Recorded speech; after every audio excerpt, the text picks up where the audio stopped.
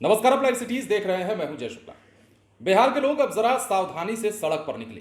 भीड़ भाड़ वाले इलाके में यदि आप जा रहे हैं या बाजारों में आप कोई भी काम करने जा रहे हैं तो अब आपको एक बार फिर से सावधानी बरतनी होगी, और वैसी ही सावधानी बरतनी होगी जैसे कोरोना के कई फेजेस में आप बरत चुके हैं और कोरोना गाइडलाइन का पालन कर चुके हैं।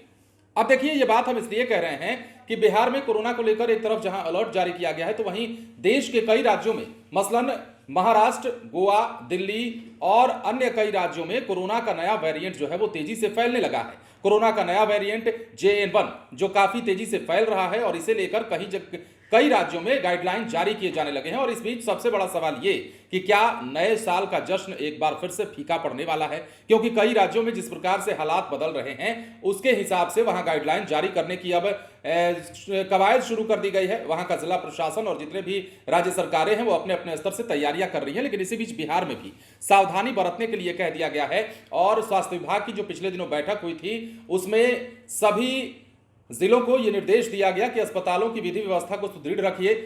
RT-PCR जांच बढ़ाने पर भी एक बार फिर से फोकस किया गया है। इसके साथ ही जो सैंपल है उनकी जीनोम सीक्वेंसिंग कराने की भी बात कही गई है।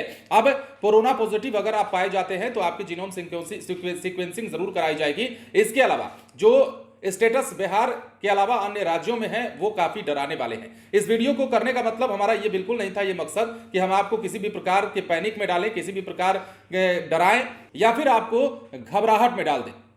हमारा मकसद ये है कि कोरोना की रफ्तार एक बार फिर से बढ़ रही है, कोरोना का नया वेरिएंट आ चुका है और ऐसे में सावधानी ही एकमात्र वो तरीका है जो आपको हर बार बचाती आई है और इस बार भी बचाएगी। हालांकि अब जो आंकड़े निकलकर सामने आए हैं, कोरोना का नया सब वेरिएंट JN1 40 देशों में फैल चुका है।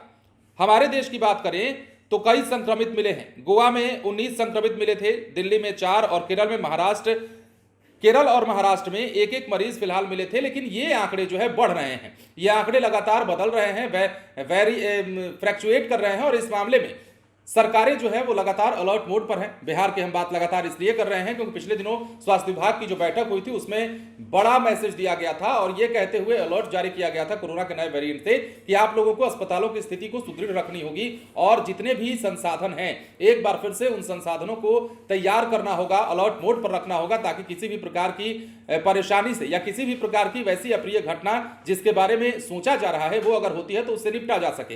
देश में जिस प्रकार कोरोना के हालात फिलहाल हैं, JN1 जो वेरिएंट नया वाला कोरोना का आया है उसकी रफ्तार जितनी तेज है, इसे देखते हुए कई राज्यों ने अलर्ट तो जारी किया ही है। यह भी कवायद चल रही है कि नए साल के जश्न पर कुछ ना कुछ गाइडलाइन जारी कर दिया जाए, पाबंदियां लगाई जाए, और बिहार में भी लोगों को मास्क पहनने की अपील की जा रही है। तो लगातार सावधानी ही एकमात्र बचाव है, और कोरोना को लेकर जब भी गाइडलाइन जारी किया जाता रहा है बार बार यह बात कही जाती रही है कि कोरोना से बचना है तो आपको सावधानी बरतनी होगी, इसलिए मास्क पहनना जरूरी होगा। बने रहे लाइव सिटीज के साथ। धन्यवाद।